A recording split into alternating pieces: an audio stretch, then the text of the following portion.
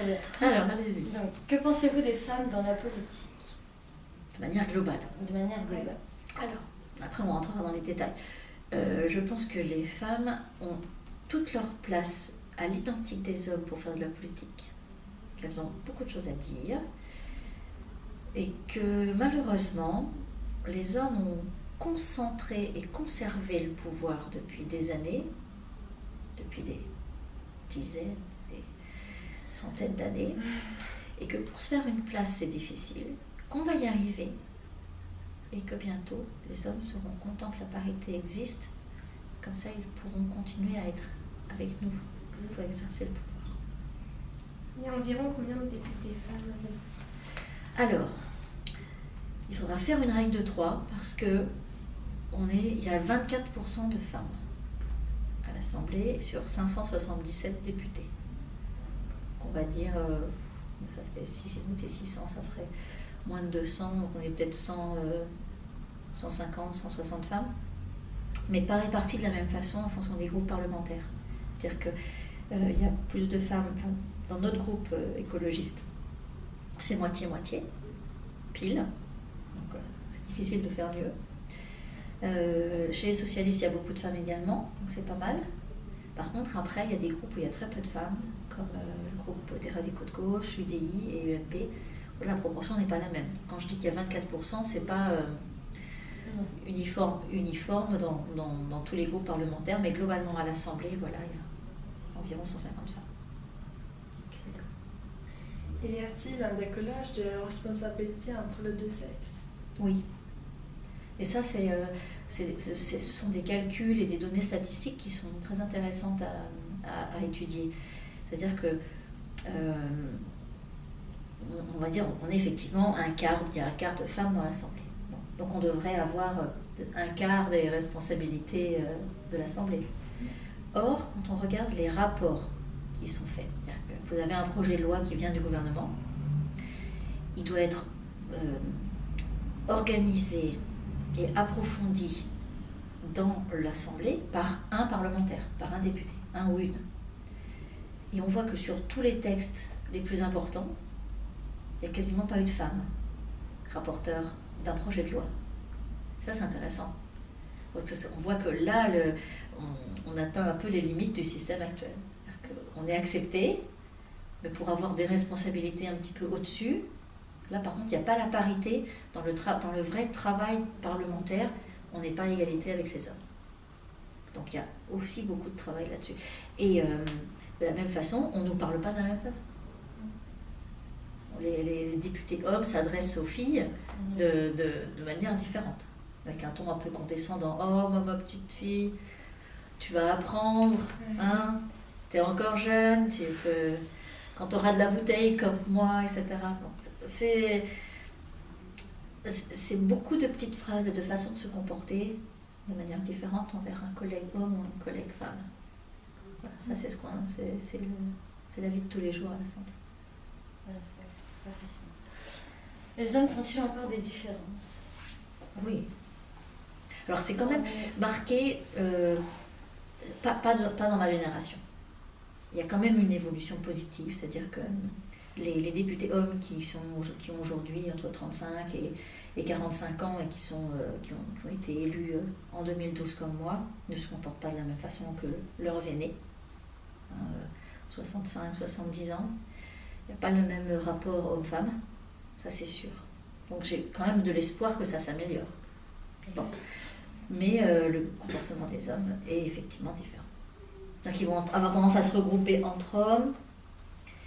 Et nous, pour avoir notre place et pour être reconnus, c'est peut-être une idée qu'on entend beaucoup, quelque chose qu'on entend beaucoup, mais c'est vrai. C'est-à-dire que pour être reconnu, il va falloir encore plus travailler que les hommes. Voilà, c'est encore le cas. J'espère qu'après, on pourra avoir des femmes feignantes, autant qu'il y a d'hommes feignants, et voilà. Quel est votre parcours politique? Alors, j'ai toujours été écologiste, premièrement. C'est-à-dire que je suis née écologiste.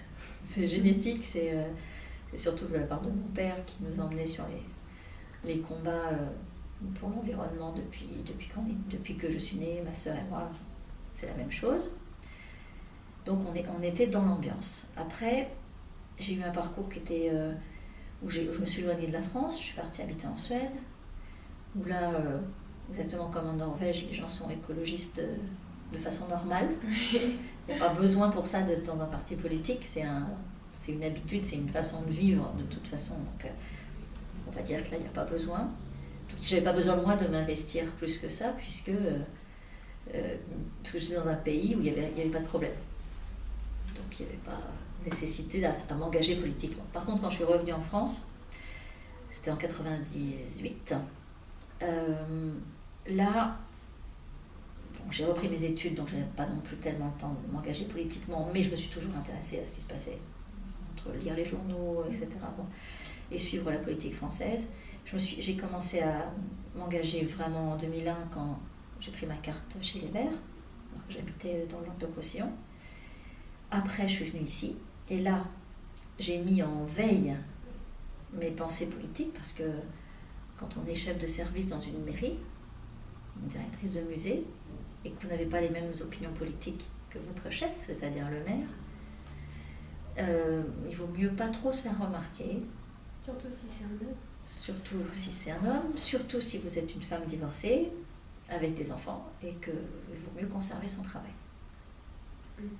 C'est encore le cas, mais c'est pas le cas que pour les femmes, du coup.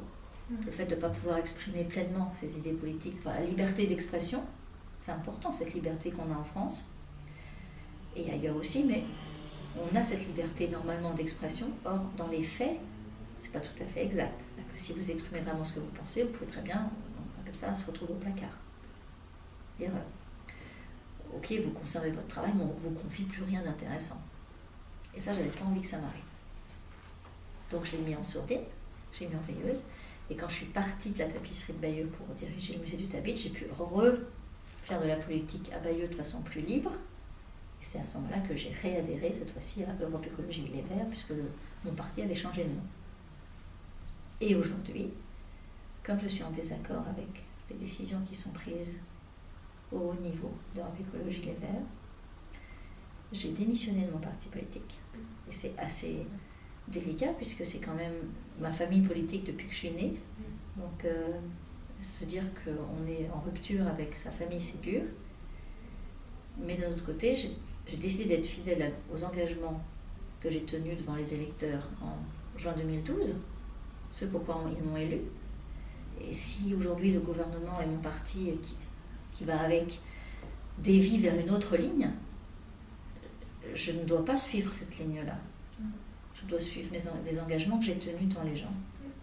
Et c'est pour ça que j'ai démissionné et changé de parti politique. Et qu'aujourd'hui, je suis au parti Nouvelle Donne, qui vient de se créer. Alors, pas besoin de faire des parallèles avec la série Borgen, mais c'est pas les nus et démocrates. Hein. Au Danemark, dans cette série, vous avez l'héroïne qui fonde un nouveau parti. C'est le hasard qui fait qu'on a des... Il y a énormément de points communs dans ce que vit Birgit Nyborg dans la série Borgen. Je ne sais pas si vous la connaissez. Je vous encourage vivement à la suivre du début à la fin, à regarder les 3 saisons, honnêtement, parce que c'est passionnant. Et quand j'ai vu cette série, j'en avais presque la chair de poule, parce que c'était à la fois sur sa vie privée et publique, des points communs énormes.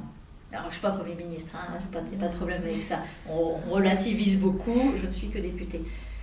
Et il n'empêche que c'était incroyable de ressemblance dans ce qu'elle pouvait ressentir, dans l'exercice de sa fonction, dans l'exercice du pouvoir, et dans sa vie privée, sa relation avec ses enfants. C'est-à-dire que moi aussi, j'ai un garçon qui a le même âge que son fils Magnus dans le film. D'autres qui sont plus grands, comme on a d'autres filles. Et c'est vrai que c'était extrêmement troublant. Voilà. Donc mon parcours politique aujourd'hui, c'est la première fois de ma vie, je ne suis pas partie des Verts, mais je suis toujours écologiste, toujours de gauche, et mais je vais tenir mes engagements au sein d'un autre parti politique qui, lui, je l'espère, tiendra ses engagements. Voilà. Pas simple. Est-ce que vous avez rencontré des obstacles dans votre travail? Des obstacles, là. Oui, pendant la campagne. législative, pour la campagne politique. C'est-à-dire que jamais, j'ai jamais ressenti de sexisme, de différence entre les hommes et les femmes de toute ma carrière professionnelle, de toute ma vie de femme, jamais. Sauf là, quand même incroyable. Sauf en politique, pendant la campagne, où je me suis aperçue que, effectivement, quand on est une femme, on est forcément perdant d'avance. On s'en prend plein les dents en réflexion mal placée. Vous savez pas comment vous habiller, parce que si vous habillez trop bien ou un peu sexy, on va vous le reprocher. Si vous habillez trop triste, on va vous le reprocher aussi. Trop strict, on va vous le reprocher aussi. Donc vous vous dites, bon, il va falloir que je trouve mon style, et puis tant pis pour ceux qui n'aiment pas. Hein. Ça, c'était mon objectif. Et puis, j'ai pas changé de style. Hein. Je m'habille comme avant. J'ai rien changé, rien du tout changé. Voilà, ça, s'ils n'aiment pas, tant pis. Mais en tout cas, c'est vrai que j'ai découvert un traitement différent hommes-femmes par les journalistes aussi, par exemple. Les journalistes pendant la campagne législative. Mes opposants, c'est-à-dire que j'avais un dissident socialiste en face de moi, qui s'appelait toujours là Jean-Pierre Lavis, qui a tenu des propos qu'il n'aurait jamais tenus devant un homme. Jamais. C'était... donc oui, j'ai découvert le sexisme en rentrant dans la politique. Alors, peut-être que je l'aurais découvert si j'avais travaillé dans une usine, dans une autre entreprise où ça se passe mal, mais c'est vrai que j'ai été plutôt préservée de ça. Dans la recherche ou dans les études supérieures, il n'y a pas de différence. Ensuite, au musée de la tapisserie, c'était une femme qui était directrice avant moi. J'ai pris sa suite. J'étais habituée, que ce soit une femme aux manettes. J'ai rien senti du tout. Le musée d'après, rien. Et tout à coup, vous dites, ah non, c'était pas partout pareil en fait. Non, il y a un milieu où il y a toujours du sexisme et où les femmes sont traitées différemment. Tant pis, hein. Tant pis, il faut apprendre. À votre avis, pourquoi les femmes sont-elles tracassées dans leur travail au Parlement ? On doit représenter une menace. Ils n'ont pas envie. Non, c'est que je me dis que les hommes ne doivent pas avoir envie de partager le pouvoir avec nous, partager la parole et la présence sur le terrain. Ça doit les inquiéter. Donc ils préfèrent nous diminuer, nous rabaisser, comme ça eux ont plus de place. Parce que je ne sais pas sinon qu'est-ce que ça peut être. Ou un sentiment de domination. Ils se disent, si en plus maintenant en politique, il y a les femmes qui s'y mêlent, quelle horreur.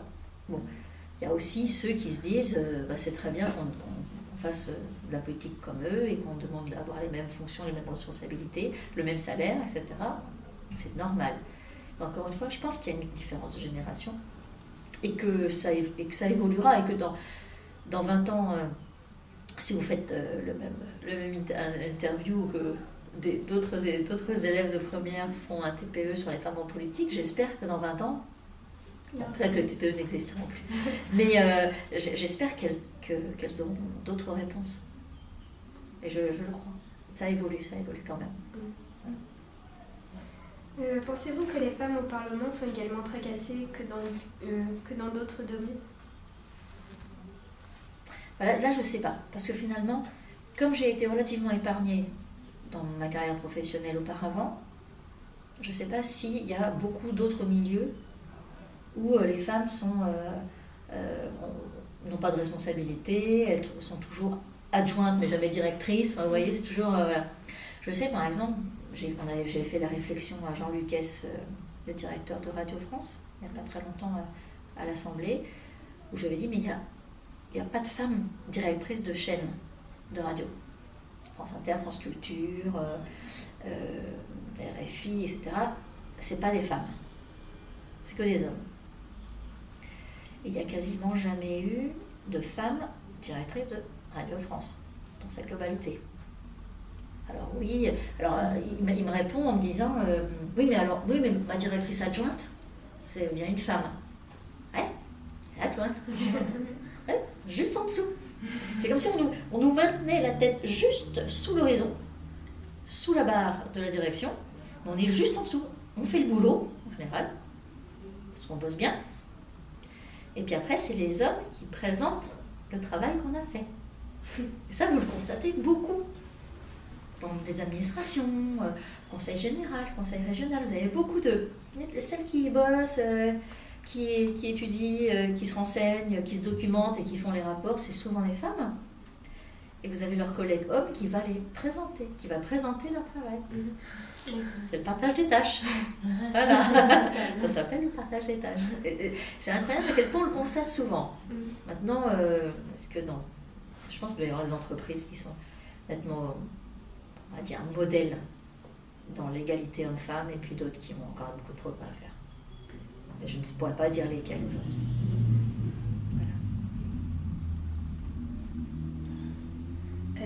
Quelles sont les personnes qui ont joué des rôles importants pour les femmes dans la vie politique depuis 1945? Alors, je dirais d'entrée Simone Veil. Parce que, bon, même si je n'ai pas trop apprécié les prises de position sur le mariage pour tous, elle reste quand même pour moi une figure emblématique de la femme en politique. Et on voit une évolution aussi. Bon, il y a eu Ségolène Royal et Martine Aubry, qui sont des femmes brillantes, qui font de la politique. Mais j'aimerais qu'on arrive à un moment, et peut-être qu'on y est inconsciemment, où les femmes ne sont pas obligées de ressembler à des hommes pour faire de la politique.